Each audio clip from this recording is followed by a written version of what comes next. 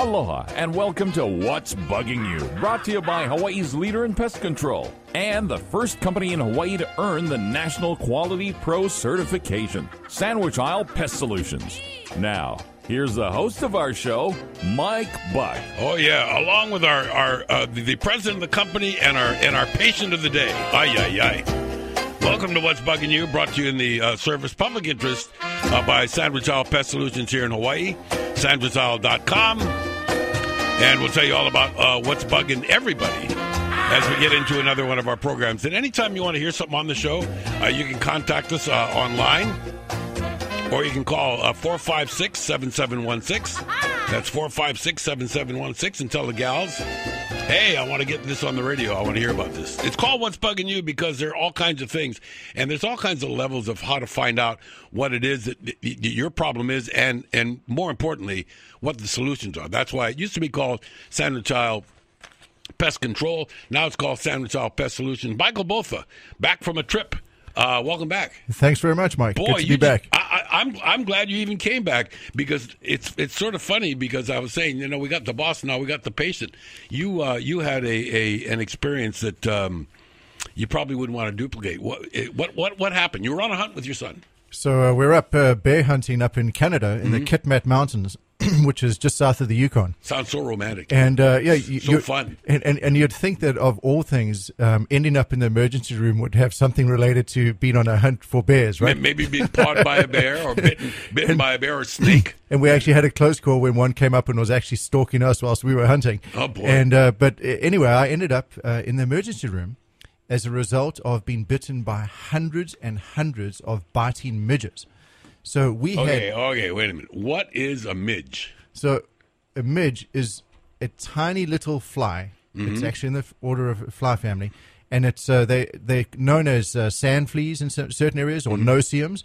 They're such tiny little flies that they can fly right between a screen, like if you have a bug hat on, or a bug shirt, or a screen of a tent, they fly right through that without even touching it. And what happens is the females need to have a blood meal in order to lay eggs. And so the females, they inject their proboscis into your body, and they have a protein that they inject. And it turns out that 10% of people that get bitten have highly allergic reactions to it. And unfortunately, Michael Botha is one of that 10%. Who would have thought the irony of it? Grow up, you have 3 decades of experience in the pest control business, and you got controlled by pests. We beat them every single day. It's just unfair that when you go on vacation and you're relaxing, and you're least expecting it, you get taken down by these tiny little flies. It's just amazing that kind of stuff still happens. Is there a danger? I mean, I listen, gang, if this was television, I could show you some pictures. I'm looking at pictures of Michael's feet. It looked to me like, you have a pretty good attitude about it, but you had to feel pretty miserable. It was bad. For 6 days, I was in pain. Basically, if you could imagine fire ant bites crossed with a bee sting, every single bite turned into a blister. My goodness. And had serum dripping out of it. But you couldn't see them. I couldn't see them initially, and it started off as just a tiny, little mosquito bite, and then within 6 days, I had this reaction to it. Now, it is incredibly painful, to the point where you cannot sleep at all, not a minute. What was the treatment? How'd you get better? So I ended up having to get steroid shots and shots of epivedrin. I think it's called ephedrine or whatever. Ephedrine. And absolute nightmare. And then put on some topical salve. But it was the most itchy, burning, irritating thing I've ever experienced. More so than any scorpion, centipede bite, or bee sting.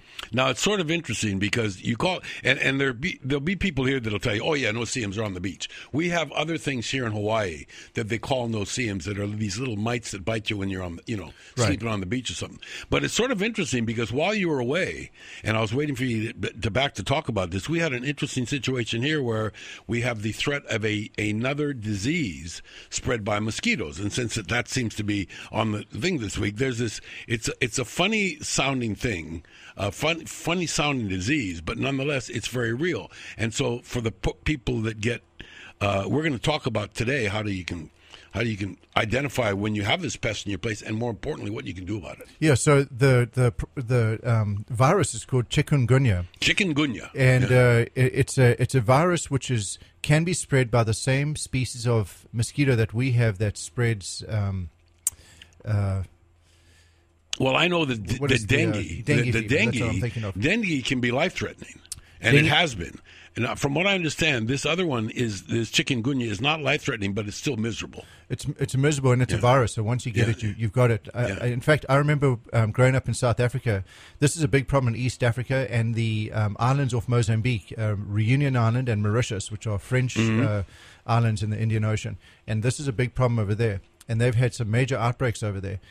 So this is something that we definitely don't want in Hawaii. But as I understand it, the 9 cases that have been reported in Hawaii were all caused from people who had traveled outside of Hawaii that then brought it back. You know, Michael, what I got worried about when you first started talking about these midges that we're talking about that got you, and they're called moose midges because of where they are. Now, they're not here. They're not here, but that doesn't mean that they couldn't come here. That's exactly right, and that's the point. I actually I taxonomically classified them whilst I was there because I wanted to know what was biting me. And when I found them, I was like, man, I can't believe that these things are so bad. And I started finding out where they are. Well, they're everywhere. Anywhere where there's wetlands. So anywhere in the South, I mean, Mississippi, Florida, Louisiana, Carolinas, you could pretty much go anywhere where there's wetlands, and Alaska and Canada. A lot of people travel to there from here. Well, let me give people some advice. The best thing to do is to not get bit by these things. And so, not easier for you to say, but it's too late. You're the boss, and you got bit. All right. Well, let me tell you what I've done. Yeah. I've ordered a full double-layered mosquito net. Okay. Basically, I have gloves, a jacket with a hood, and long pants because I'm going back out again. Once you know you're going to be in that environment, you need to. That's it. So the better idea is to have a double-layered net because if you have a single-layered net and the net lays against your skin, they'll actually bite right through it, and that's what happened to me. Yeah. I had some thin screen on me, but where it presses against your skin, they actually bite right through it. But you know what I think is interesting, Michael? You shared with me off the air that you were there with your boy, and you were both in the very same place and susceptible to the very same problem. But here you are, flesh and blood, and it didn't bother him as anyway. It didn't bother him. Absolutely amazing. So he's 12 years old. Yeah, and he would sit there with me and have them buzzing all around him, and he just would not move. He would sit there and have them walking across his face and say, Dad, don't move, you're stressing them out. And every time I would be slapping myself left, right, and center, and they would fly from him and sting me. Oh, yeah. And so, but anyway, what can you do? Yeah. Well, what you do is you wear like those lightweight fishing shirts. Sure, the Columbia brand, I think it is. Those are great. They've got like a little insect mesh on the You can get them at too. POP Fishing and Marine, by the way, just so you know, a little plug. So those long sleeves, long sleeve pants. The time where moose midges or any of these biting midges and mosquitoes are most prevalent is usually morning and evening. And so that's when they feed the most. And so what you want to do is try to avoid activity during those peak times when they're active. And then if you have to be out, make sure that you have full skin coverage. And Cabela's sells awesome mosquito-proof clothing you can buy, real lightweight. Yeah, that's another wonderful company. Bass Pro and Cabela's, they're great awesome sources for that sort of specialty stuff. And, unfortunately, Michael, a lot of people that go to these places from here for an adventure, they have no idea. I mean, who would figure that an entomologist would have no idea what he's walking into? Okay, now, it sort of plays in with what we were going to talk about anyway today, and that is people that bring stuff here. You have an interesting website, and you have an interesting thing about that trying to stop things from coming. And as you've mentioned many times before, out here in the middle of the Pacific, if we bring in a certain heebie-jeebie, it doesn't have anybody to fight it. It doesn't have any natural enemies. We have a problem, another invasive species. Let's just think about the two things we just discussed. Yeah, the midge for number one. We got those things. Yeah. Can you imagine what that would do to tourism if those things were on our beaches? Oh, boy. It's like bedbugs. Absolute worse nightmare. than bedbugs. You can't be around them. Yeah. And so we absolutely have to keep them out. So what it is the U.S. Department of Ag has posted new information online about what people can bring into the country. And it's relative to Hawaii too, because if you go onto this website, it's called canibringit.com. It's a brand new website. So canibringit.com. And basically it's designed so that if you have any questions as to what you can bring into Hawaii or out of Hawaii, you can actually enter your destination and the item, and it has pictures so you can select a fruit or whatever it might be, and it'll tell you what the requirements are, whether you need to report it and if it can or cannot be brought in. And this is so significant because when you consider what one pest can do, one pest literally can create 1 billion problems. Yeah, I just went to the website that Michael suggested, and you can pick your language and can and bring it. And what it reminded me of right off the bat was a turnstile at the airport with the bags, and every single bag potentially is somebody's bringing something in Hawaii that doesn't belong here. That's right. Yeah. For the first time, I actually thought about it. When you come into Hawaii, you have to fill in that declaration. I always wondered why in the heck anyone would need to fill that in. Yep. But now, having come from Canada with these midge mites, I really thought about it because I didn't want to be the one who was bringing them back into Hawaii. That's a great point. And so you really have to be conscious of this because if you're on a camping trip, you roll up your tent or whatever, you might have those things in there. You come over here, you open them up at the beach park. Now you're responsible for reinfesting Hawaii. So this it's canibringit.com, and it's just like what you said. One pest equals a billion problems. And the first of all, the cost related to one of these things is just astronomical, isn't it? That's right. It's incredible what it does. According to estimates, invasive species cost the U.S. about $120 billion a year. Think about that. It's terrible. And so just, for example, relative to Hawaii, Formosan termites. Yeah. Formosan termites in the U.S. cause over $1 billion damage annually. Yeah. Think about that. If you're one of those houses that's losing 4 pounds of lumber a day, you know about that money and how quickly it can add up. Well, there was recently in Florida, obviously they have a lot of citrus farms in Florida, and they had an Asian citrus psyllid, which is a type of a citrus pest, and it creates a disease on citrus fruit. The disease reduced the orange production in Florida by 23%, resulting in about $3.5 billion in lost revenues. And can you get this? Almost 7,000 people lost their jobs over a 4-year period when this was a problem. So it's about staggering. The economic So impact. canibringit.com, that you got to check that out. But also, one of the things that came up right away the other day, and I was thinking about you when that story broke about this chikungunya with the mosquitoes. There are some people, like one of the guys in the report that I was listening to, that didn't want to put really caustic stuff on his kids. And so obviously we want to talk about treatment, what you can do. Now, I know that your midges, there was probably not, by the time you got whacked by them, what could you do? There is something you can do, and oddly enough, I chose not to do it until I realized how bad it was, and that is to use DEET. So DEET is one of the best topical insecticides you can apply to your body. Very commonly, mosquito sprays are made of DEET. And so you can spray that on your clothing or actually right on your skin. But personally, I don't like it on my skin because it's very oily. And I actually had a black watch, plastic Casio watch, and it started melting. So you figure if it's melting my watch, what's it doing to my body? So, but incidentally, I got to agree with you that it is a selling point. Some of these preventatives or treatments will say with DEET. And so, if it says that DEET, you're on the right track. Yeah, DEET is awesome. So I would recommend that. But there's another way that I would recommend that I think is better. There's two things. B12. A lot of people in these areas take a lot of B12. And it's best to take them up to a month before you head into areas where you expect to get bitten. Fortify yourself. Yep. And exactly. So that really helps. And then the other one, which I really like, is Avon Skin So Soft as a product. It's like a baby oil type stuff, and you put it on your skin, and for whatever reason, it really repels them, but it doesn't affect your skin in any way. And so they're still around, Avon. Remember that? Ding dong, Avon calling. Yeah, that's it. Skin So Soft. Yeah, direct sales company. So that stuff really works. Works good. Okay, now one thing I got to tell you or ask you about B12. It's often called the hangover, supplement as well. So it must mean, like you're saying that. Like you knew that you and your boy were going to go on this trip. So knowing these things in advance gets you maybe to fortify yourself a little bit. That's the possibility. And this is why this is important to travelers, because we had it was 29 to 35 degrees at night. And when we set out for this trip, we were in a high elevation area. We expected to have temperatures in the 30s at night and 40s and 50s during the day. As it turned out, there was a heat wave, and it was 96 degrees in the day. So the point I'm trying to make is that you can plan to go somewhere at a certain time and be unprepared. So we were completely unprepared for this, and as a result of that, all of the bugs started hatching at the same time because there's only a small window in these cold environments. I was going to say, in those kind of environments, it's not like Hawaii summer and almost summer, right? It's when that opportunity breeding or hatching or it's coming out of hibernation, it's like now. Literally, every breath you take, you're swallowing them. That's how many there are.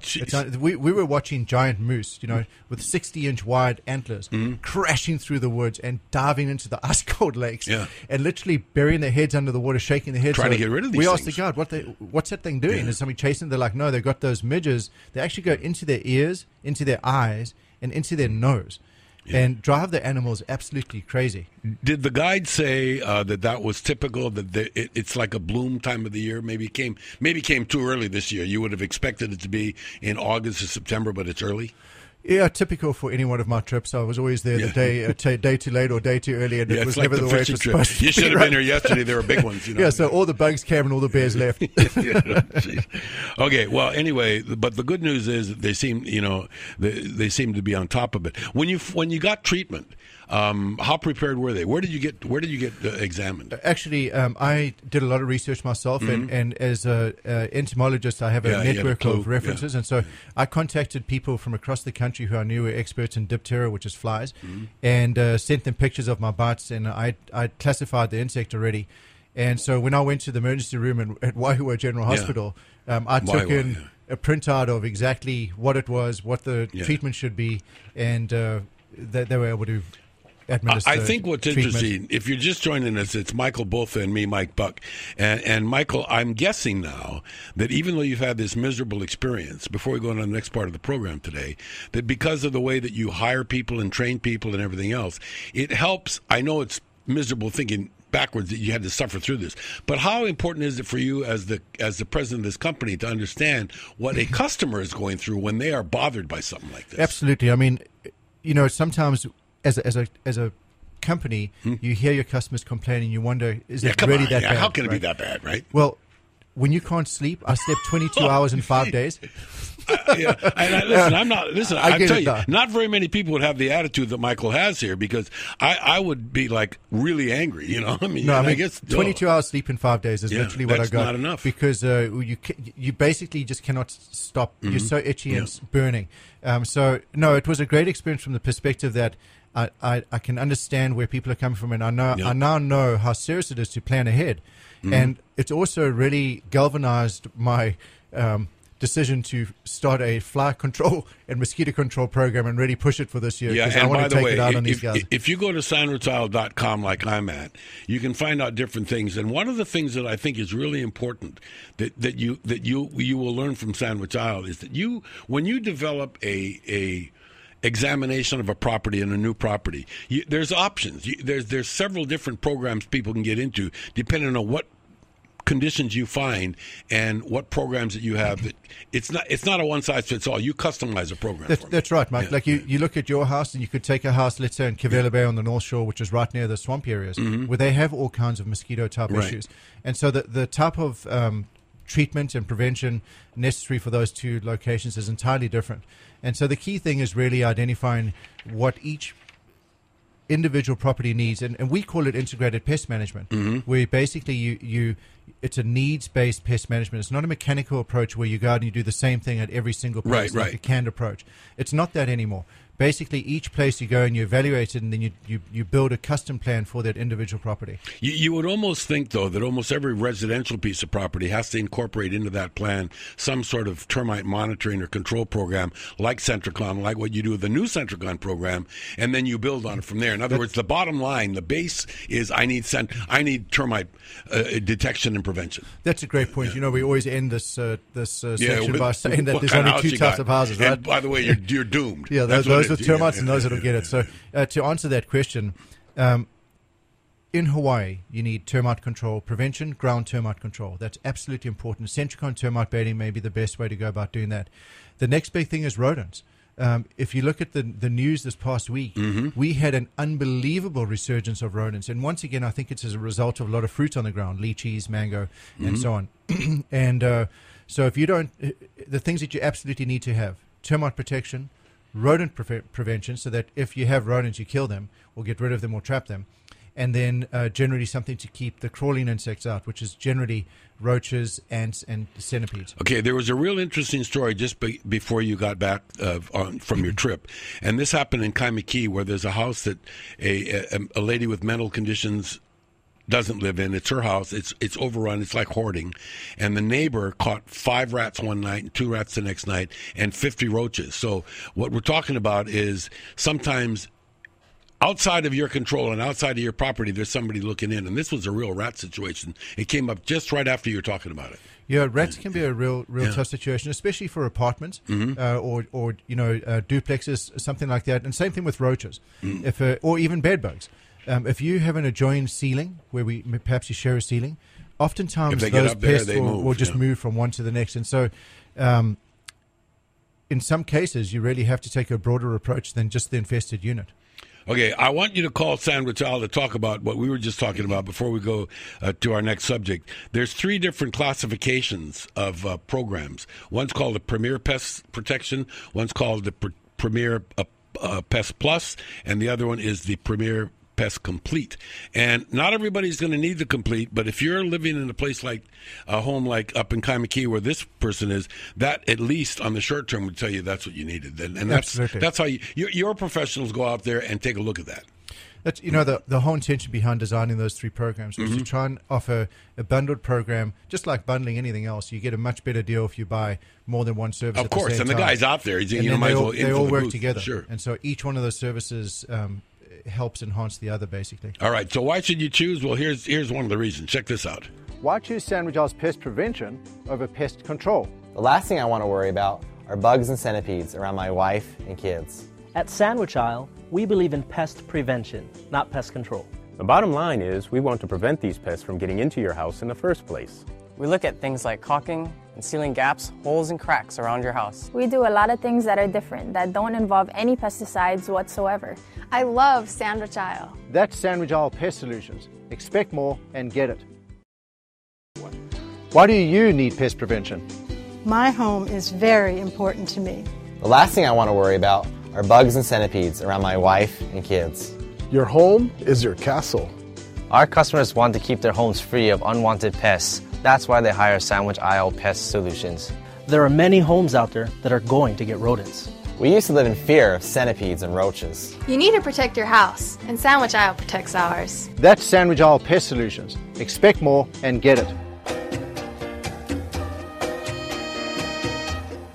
Oh, yeah. Expect more and get it indeed. Check it out at sandwichisle.com. That's sandwichisle.com. And if you want to call and talk to a professional, it's easy. But by the way, when you call Sandwich Isle, you'll be able to talk to a person. It's really gratifying to be able to call a company these days and talk to a human being. And on that subject, before we get rolling, Michael, last week we had your general manager in and we talked about opportunities. And I would just imagine with this influx of things that we're just talking about today and the fact that Sandwich Isle is growing, that you still have some pretty good opportunities for people to follow up on and seeing if a life and a rewarding life in pest control is something that they want to consider. Yeah, absolutely, Mike. I'm glad you brought that out, and I want to just mention that Sandwich Isle lost, the Pest Control Technology magazine puts out a top 100 list. Yeah, we were the only company from Hawaii that's been on that list for 5 years now. By the way, while you were on your trip, we were bragging about you last week. We just told everybody and what an achievement it is, because for those that don't understand, to be number 92 on the top 100, there are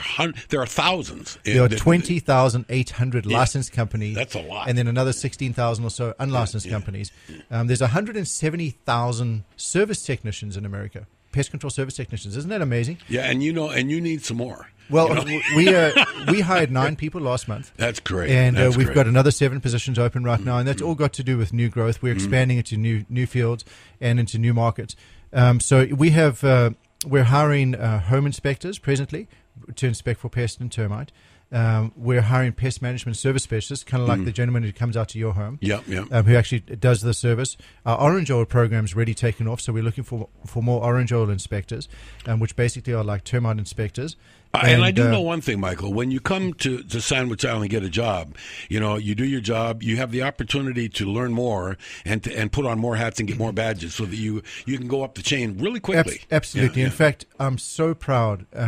Eileen, who started with us as a CSR, which is one of the positions we have open today, She started as a CSR. She moved up to office manager. She he expects, gang, that we know what CSR means. We have no clue. Customer service representative. Okay, that's what then became a human resource manager. Mm-hmm. She was just nominated and elected by the National Pest Management Association to be one of the leaders for the professional women in pest management nationally. Yeah, that's wonderful. So she's one of 12 national leaders now. So it just gives you an idea of the awesome options, the opportunities that exist in this. There's a couple of things that are for certain in life, right?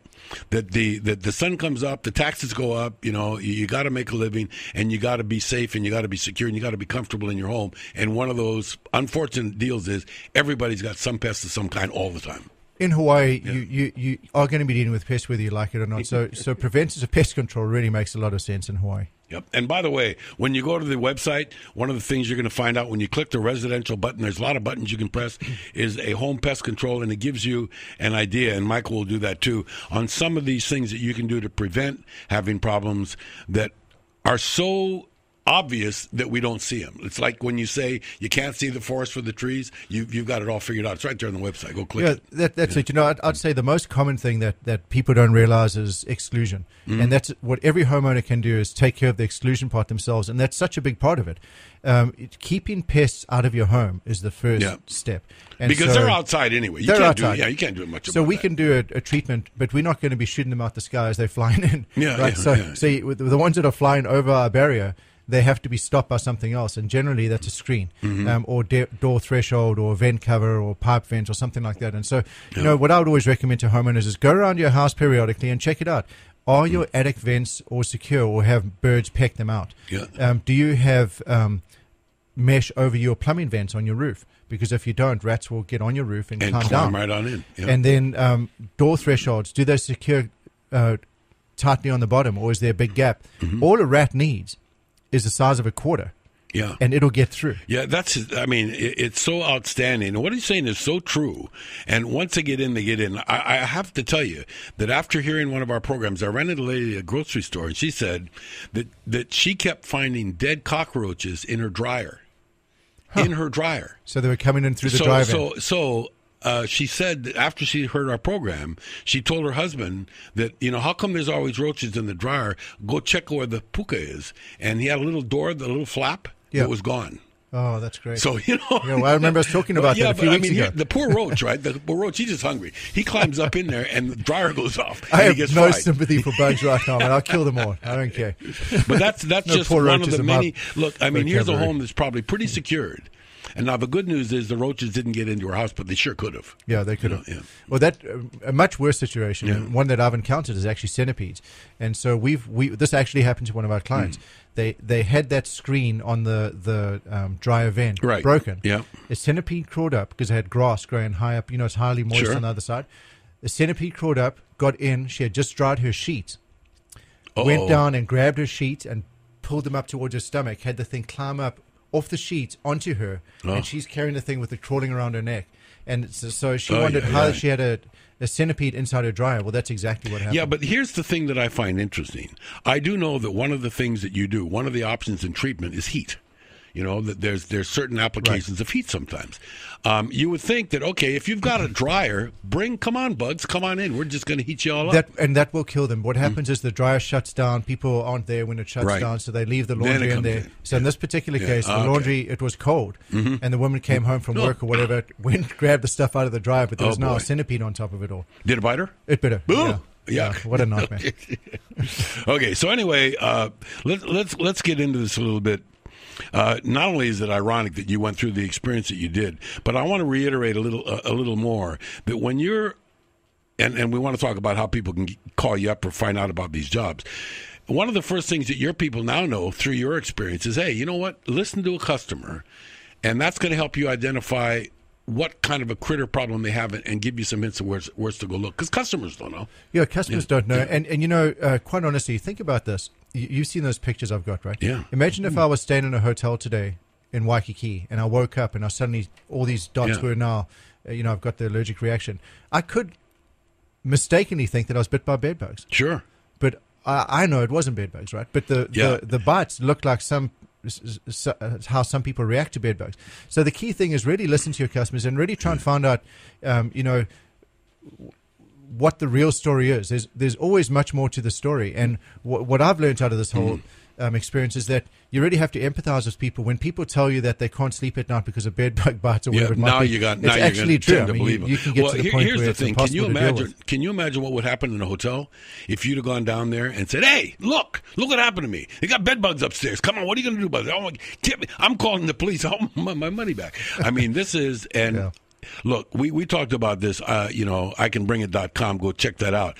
But it is really shows you what a thin line there is between having pests and not having pests. That's right. You're going to get them. What are you going to do about it? You're going to get them. And, you look at the statistics we always talk about how much damage pests cause throughout the U.S. I mean, think about this. Pests, insects, not rodents, just insects, destroy 13% of U.S. crop production every year. Yes, that equates to $33 billion a year. Yeah. Isn't that amazing? And that's what's happening today with pesticides and with pest control. There are some things that we talk about, and when you go to the Sandwich Isle website at sandwichisle.com, you'll find pests and termites, fleas and ticks, plant control, rodents, bed bugs, termites, fumigation, and the commercial service. But the thing is now that you have to add into this regular stuff, what about the person that travels and comes back with something? How quickly could those midges have multiplied in your home had there been a whole bunch of them in suitcases? I mean, there's no telling. You just don't know with all the different species that are threatening. Over 50,000 species introduced into the U.S. already. So I think the most important thing is be aware. And did your research show, do these midges have any enemies? Various different other insects prey upon them. Birds eat them. So they do have predators. But I'll tell you something. If they came to Hawaii, they breed so prolifically that with our climate, they would get out of control so quick it would be unbelievable. Okay, and it would turn our life into a nightmare. Yeah. Okay, I want everybody listening to our program today. And by the way, the program is called What's Bugging You. Here's one that you're going to have fun with this weekend and next week in the office. I learned this from Michael. This is absolutely hysterical when you think about it. The combined weight of human beings on the planet, okay, the combined weight of all human beings on the planet is the same as the combined weight of all the ants on the planet. Isn't that amazing? Blows me away. I mean, how many ants does it take to I'm a 220-pound guy, right? How many ants does it take to weigh 220? A bazillion. God, I know it. If you think about it, when you think about the different sizes of ants too, you have the giant matabili ants like you have in Africa, which are 2 inches long, and then basically they're so big that the Bushmen use the mandibles as sutures. So they'll hold a wound closed, and they'll get the giant matabili ant, and they'll hold it, and it'll pinch either side of the wound, and they snap the body off and leave the head in there, and that's how that's stitches. That basically how they make stitches. Do it yourself. So you go from those giant ants to the tiny little pharaoh ants, which are almost invisible. And so think how many billions and billions of ants it is. Well, I bring that up because the last time that we had our Centricon service, my wife pointed out to the technician a little stream of ants going up into the ceiling. And if you choose to ignore something like that, or maybe you have a couple of plants that have ants on them, if you choose to ignore them, just by their presence, isn't that sending a signal that you better kind of source this out and see where they're coming from? Yeah, in fact, you brought up a great point, because one of the primary ways that ants get into houses, especially apartments, is through potted plants. Yeah, wow. And in fact, the little fire ants that's been spread around, the primary way that's been spread around is actually in potted plants. So that's how they get around. So be very aware of bringing plants into your home, potted plants. Make sure that you check it out first. I would put them outside and put them in a saucer with water around it, and see if there's any ants around that edge trying to get out, because then you'll be able to identify if they're there. And in that case, don't let them into your house. If they've got ants in there, those ants are going to spread everywhere. You're on the critical cutting edge of trying to contain things all the time. And every now and again a story comes out where a landscaping place or a big box or something will sell a bunch of plants that came from somewhere else. I mean, isn't that what we can almost thank the exponential growth of coqui frogs, as they come from one place and go to another place? I don't think people understand, Michael, how important it is to try and monitor these things, because how out of control they can get. Yeah, we really touch on this a lot, the invasive species, importance of managing invasive species in Hawaii. And I just get the feeling that a lot of people don't realize how important that task is, and what a good job our Department of Agriculture does, because without the help of our Department of Agriculture intercepting these new pests coming in, Hawaii would really suffer dramatically. I mean, just think about all the different pests, the damage that they could cause, like these fire ants. If we had those imported Argentinian fire ants that you have in Florida, those things have mounds that they build them on beaches. And so you can walk along a beach and you can step on sand, and next minute you've got these things, they'll get up to your knee before you can move. Isn't that something? And they leave scars. They sting so bad. It just dawned on me, everybody, as you're listening to What's Bugging You, what a great service Michael is providing by this program, because if I were in his business, I wouldn't have a program like this, because I'd want lots and lots of pests so that I'm getting all of these panic calls 24 hours. Just like you said, we've got so many ants. Okay, now, one of the things that we did talk about earlier, we're going to talk about again right now on today's program in our next segment, and that is the proliferation of rats and pest birds and what they can do, and more importantly, in the neighborhood, what you can do to have it addressed and take a look at them. You're listening to What's Bugging You, brought to you by our friends at Isle Pest Solutions. Why choose Sandwich Isle's pest prevention over pest control? The last thing I want to worry about are bugs and centipedes around my wife and kids. At Sandwich Isle, we believe in pest prevention, not pest control. The bottom line is we want to prevent these pests from getting into your house in the first place. We look at things like caulking and sealing gaps, holes, and cracks around your house. We do a lot of things that are different, that don't involve any pesticides whatsoever. I love Sandwich Isle. That's Sandwich Isle Pest Solutions. Expect more and get it. Why do you need pest prevention? My home is very important to me. The last thing I want to worry about are bugs and centipedes around my wife and kids. Your home is your castle. Our customers want to keep their homes free of unwanted pests. That's why they hire Sandwich Isle Pest Solutions. There are many homes out there that are going to get rodents. We used to live in fear of centipedes and roaches. You need to protect your house, and Sandwich Isle protects ours. That's Sandwich Isle Pest Solutions. Expect more and get it.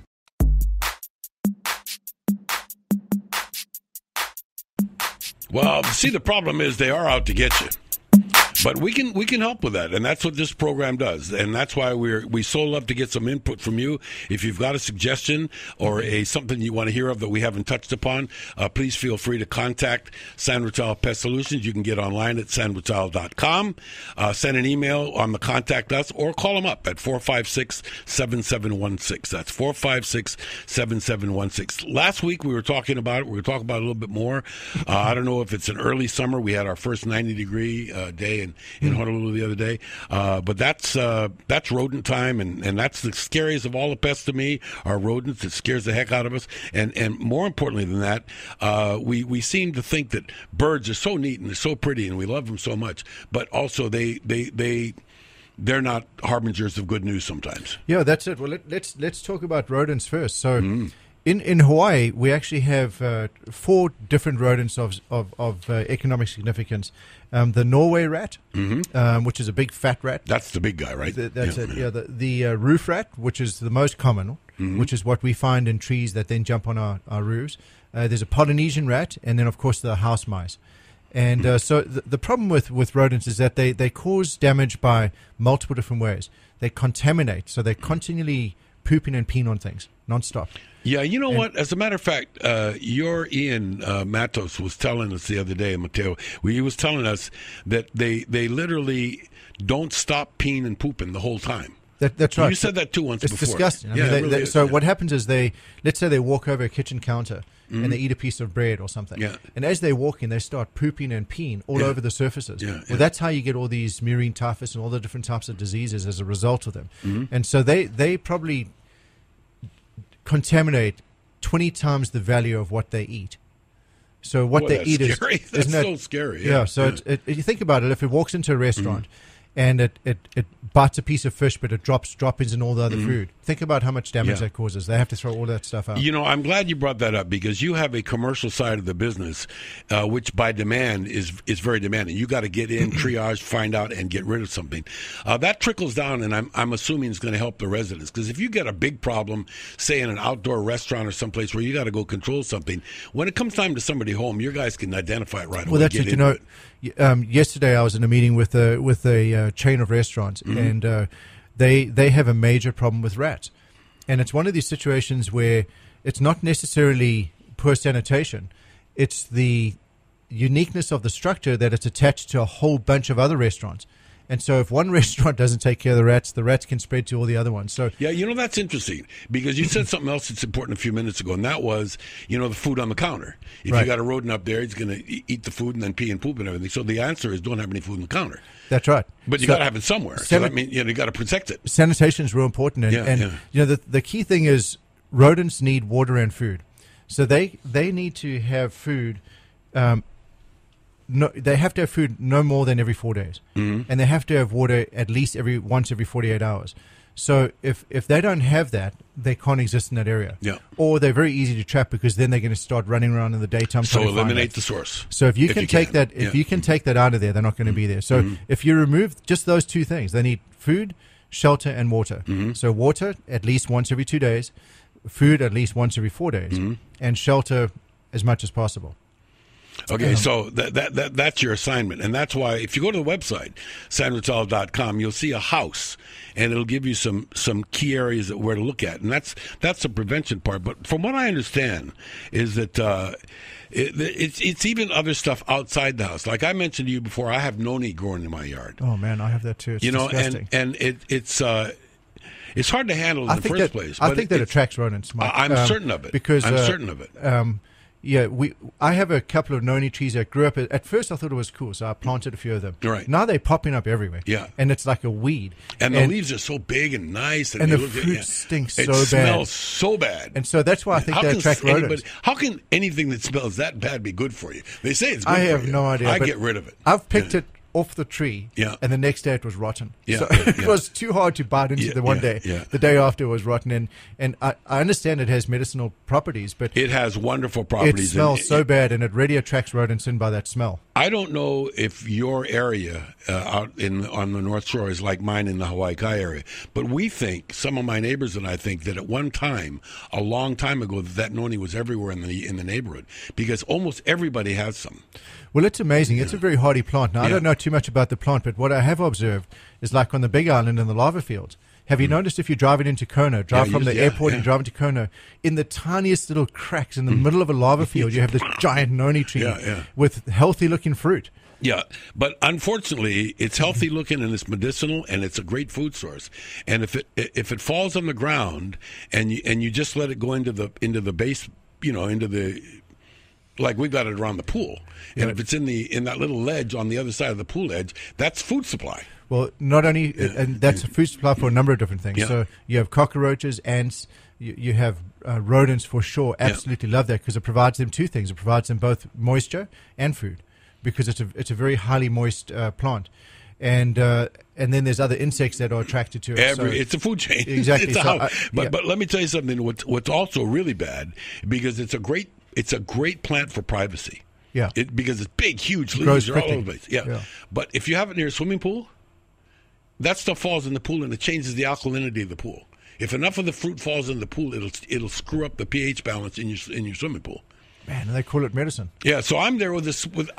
My last effort at night is, okay, go get the noni out of the pool, But anyway, the point is that's one obvious way. But look, Michael, we love it. You said lychee earlier. Today, we're having a bumper crop of mangoes this year. They gotta love. Yeah, mangoes. we're picking on noni unfairly because really it's all fruit. Mangoes, it's equal opportunity. Bananas, everything. Lilikoi is a great one because oftentimes they grow along fence lines. People don't see them, and they just drop down. And there's so many of them that drop down in season that you don't pick them up. And so all of that fruit really contributes to the booms and peaks in the rodent population. So the more food available, rodents breed very quickly. And so if there's a lot of food available and moisture available, they'll take advantage of that situation as quickly as possible. Yeah, that's interesting to note that, by the way, none of this is going to really eliminate the thing, but reading through the materials that Michael always sends me so that we can do these shows and make some sense out of them is a really neat factor, and that is you may not be able to eliminate them, but you can control them. And that's why I want to talk about why you call it controlling. Why would you want to control pests? Because instead of just get rid of them. Well, the bottom line is it's hard to get rid of them. Yeah, there's two different lines of thought, eradication and management. Right. So we prefer the idea of management. Eradication assumes that you're going to take every effort possible to completely eliminate them on the entire property, which just isn't feasible in Hawaii. And so what we try to do is we try to do an integrated approach where you look at, well, what are the needs of the homeowner? The home is typically the area that wants to be protected. We're not too concerned about the entire yard unless that's what the homeowner needs. So what we'll do is we'll focus on protecting the structure from everything, and from allowing pests to come in. Well, let me tell you, case in point, because like we're talking about Michael earlier in the program, physician heal thyself, he had this midge attack. We've all had problems, and I can tell you that, every now and again in the middle of the night, I'd hear my wife say, roach, and I have to run the kitchen and go be the hero and go get a roach. Don't have them anymore, mainly because there's no food on the counter, and the perimeter of the kitchen is pretty secured from the obvious things that you say, holes in the screen and whatnot. So what we're really doing in that aspect is we're controlling something rather than eliminate. We got to live with them. So you eliminate them inside. Yeah. So the objective is always to eliminate them inside. Inside. But to manage the population around your structure so that they can't get inside. Yeah. That's the idea behind it. And so, by doing the things we were just talking about, picking up fruit, that's a very important part of it, because if there's no fruit or moisture for them or harborage, they're going to move on. They'll go to the neighbor's house. I'm sorry, neighbors, but listen, good luck. I did my thing. Yeah, that's exactly right. And I keep going back to exclusion, but exclusion is maybe one of the most important things a homeowner can do for all pests. Because if you can build them out by having screens, door thresholds, attic vents, that type of thing, then you don't have the problem in the first place. Can you do some of this, Michael, without chemicals? Because I do know that a lot of people will ask you, okay, what can I paint around my property to keep the bad guys out? And I know there are some things, but then there are people with kids and with pets and with other things that kind of worry about it. Is there a happy medium? Oh, yeah, there is. In fact, we have a completely green approach, which is our orange oil approach for termites. Orange oil, that's a good one. And then we have borate. We were pretty much pioneers with borate in Hawaii and have done so for close to 18 years now, where borates are basically derived from a rock. From boron, which is actually an inorganic compound. So remember it's the a old rock. TV show 20 Mule Team Borax? That's exactly, and that's where it comes from. Yeah. It comes from the U.S. Borax in California, and that 20 Mule Team was the mule team that used to grab that stuff, and haul out the large rocks to get broken down. Anyway, so that product is fantastic. So it's used in probably 1,000 different household products, including soaps and all sorts of things. By the way, it's one extra that Sandwich Isle, when they do a treatment for you, whether they tent you or orange oil your termites, one of the things is a liberal sprinkling of borax up in your ceiling. That's right. So it's not a sprinkling, actually. That's what I meant. The Sandman, you go throw that stuff all over the place. We choose a molecule size that's designed to be put through a electric duster, which electrostatically charges the dust particles so they adhere to both vertical and horizontal surfaces. Perfect. So it's fantastic, and it may be the lowest cost, highest value service that we offer because it lasts forever. Michael explained this once before, and I paraphrased it the other day when I was trying to explain it to somebody that asked me about it. And that was, it's like everybody knows now what powder coat painting is. It's this wonderful thing that you can have a controlled environment and you can paint something by spraying it, and it's called powder coated. Right. So what I'm guessing is that what happens is with this borate, if you just throw it around, it's all on the ground. What you're saying is when you shoot this stuff, it adheres to the angles. Yeah, it's applied in primarily three different ways. Either as a spray in a solution with water, where generally you'd mix up like a pound per gallon, or a pound and a half depending on the target pest. It's applied in a vapor, which we have specialized equipment that's real high pressure that actually turns it into like a vapor, so it'll wet the inside of a void, which allows it to penetrate into the wood.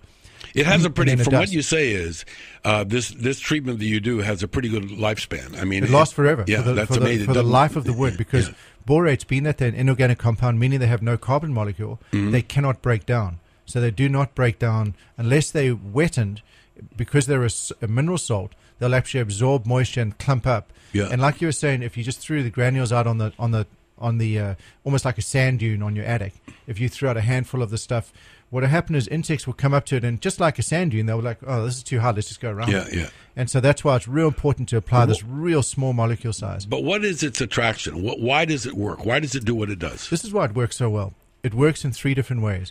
Insects respire through spiracles, which are tiny little holes on the sides of their body. That's how they get their air. And what this does is it's a star-shaped crystal, and it goes into those holes and blocks them up. Oh. Now, if they ingest it, so let's say they eat some of the termite eats a borate-infused piece of wood. Well, that star-shaped crystal, and it's a microscopic star-shaped crystal, will go into its gut and actually cut the inside of its gut. and so it causes them to bleed internally. The third mode of action is that it's a star-shaped crystal. That's worse than waterboarding. That's terrible. Well, listen to this one. As they walk through it and it gets their exoskeleton, they have like this waxy exoskeleton. Yeah, sure. It actually scrapes it. And then ends up, they dry out because they've got all these scrapes in the exoskeleton. You know, it's very, very hard for most of us, the customers and homeowners, to really understand that because of the size of the pests that you guys deal with. But as an entomologist, this is the study of this entomology, is to find out how these things work. And isn't it amazing how something that's been around as long as it has, is now you're finding these. Actually, it's the way that it's applied that's the winner, right? Not the existence of it. I remember my grandfather, this is going back 40 years in South Africa. My grandfather, this is way before insect baits were available. He used to mix his own cockroach and ant baits because he had a pest control company. Sure. And he used to use boric acid mixed with peanut butter. Wow. And so he would mix it at 10%. And you know that today, the best cockroach baits are still 10% boric acid and 5%. And peanut butter ain't so bad either, right? 40 years ago, we had this technology and we were using it, and it still hasn't changed. The product is still one of the best. You know, I got to tell you that the medical profession would laugh, too, because, you know, of all of these 10 million pills that are out there, the bottom line is aspirin's probably the number one, oldest one, and they keep saying, hey, take an aspirin. You know? Isn't that amazing? Yeah, but here, the thing is, though, Michael, I think people need to know that you didn't get to be number 92 out of the top 100 out of thousands of places in the country at Sandwich Isle. But this is something that you do every day. It's something that your people are so familiar with that they don't have to research it. They have to apply it. Mike, you know, we're passionate about pest management. Yeah. Everyone who works on our team, and we've got just on 90 employees. I think we're hiring our 90th employee this morning. And, you know, every one of our team members is carefully selected because they're passionate about our industry and about providing the services that we do, and their values align with us. We want to be the best at what we do. And so that's the key. It's not one person. It's the whole team is chosen to be focused on achieving the same goal. Yeah, but they must all be asking the same thing because back when you first started it was pretty much a one vision company. I mean, it was pretty much a termite business. That's right. And yet you found out, I mean, you got rodents, you got your wildlife division, and so this creates a number of opportunities. Only because of your passion, you're able to pass along to your people the opportunities that exist in your business. So if somebody's looking for a career in pest control and pest management, or I'm sure that even now and again you need people in accounting and every other function. Marketing, accounting, human resources. No, the pest management industry is an incredible industry. You know, when I chose to come into the pest control industry, I actually chose it because it was the only thing I knew how to do. Yeah. And I was like, thanks, Grandpa. Thanks, Dad. Thanks, Grandpa. I got Grandpa, desperate. I was like, you know what, I better just do something. And so I chose pest control, not because I wanted to go into it, but just because that's all I had experience with. But I'll tell you something. I think that the pest management industry is possibly one of the most satisfying industries to work in. The people are fantastic. Yep. And it's just such a sense of satisfaction when you are able to help people on a daily basis, and you can actually see the measurable results of your work. You got a couple of things that you can do to find out more about what we're talking about. If you want to go get job opportunities, get on the website, sandwichisle.com, or call them up at 456-7716. And, you know, somebody's already wants to know, and I'm going to tell you that there's 3 different programs, but there's probably many more. You need to have somebody design something for your place, and that's what Michael's professionals will do. And we like to leave you with this thought. We started out with it, right? What's our parting gift to our audience today? There's only 2 types of houses in Hawaii, those with termites and those that will get termites. And if you haven't scheduled your annual inspection, you need to do it. Every house in Hawaii should be inspected at least once per year. Now, what does that entail? I mean, obviously, you're going to assume, you're not going to assume, you know, that everybody that has an inspection is going to find something they need doing. No, and that's good. I mean, hopefully you don't find anything. That's the key. Yeah. The key thing, it's just like having your annual checkup at a doctor. Why do you do it? Because you want to be proactive. Yeah. You don't want to find out 3 years later that if you had only had the checkup 3 years ago, you wouldn't be losing your arm to cancer or something. Yeah, you know, so the takeaway today, I think, is you have to understand of management and control rather than eradication. You can get things eradicated. Michael, you come out and eradicate something. It can be done, but it's very expensive, and your next problem starts the next day. Well, eradication, for example, drywood termites. When you tent fumigate a house, you're eradicating them. Yeah. But for general pests like rodents, we're going to be living, and ants and roaches, we're going to be living with them in our environment. And so what we need to do is we prepare the structure to keep them out. Yeah, you want it to be so that the rodents say to each other, hey, you know that guy's house over there? See that sandwich aisle sticker on the window? Forget about it. Let's go to the other guy. These guys are covered. Michael, thanks very much. We'll see you again next time. And if you want to know more, do what we say. And check it out. Check the services and the controls and the management programs that are available to you by going to sandwichaisle.com, or call them up at 456-7716. And one thing I can promise you is you'll talk to a real human being at Sandwich Isle Pest Solutions. Thanks for listening. We'll see you next time. Well, that's our show for today. Thanks for listening. We'll see you next time. And if something is bugging you, jump online and get debugged at sandwichaisle.com. That's sandwichaisle.com.